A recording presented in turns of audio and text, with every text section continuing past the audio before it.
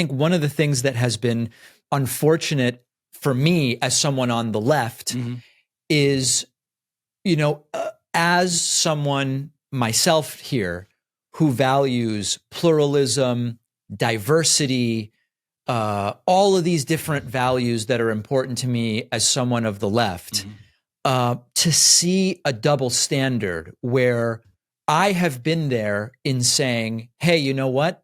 I'm not for oppressive identity politics where we use identity as a cudgel to silence. That's not me. I've never been for that. But I recognize someone's identity informs their experience. And so it's important to listen to people who say, hey, here's an experience I've had as a woman in society, which I'm not, right? So I can read as much about it as I want, but I want to hear from women about that.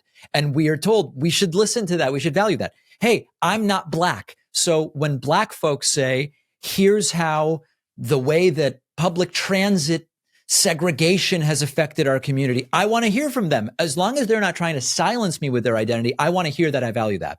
And then all of a sudden to hear some of the same people say, we're not going to listen to you more because you're Jewish. If anything, you're biased. We're not going to listen to you. You can't honestly or objectively comment on this because of your identity. That violates everything that people like me on the left have stood for a long time. So that's extraordinarily frustrating to see. In other words, everything that qualifies other identities to speak about their experience disqualifies Jews. It seems very backwards. Exactly. Right. And I want to be super clear.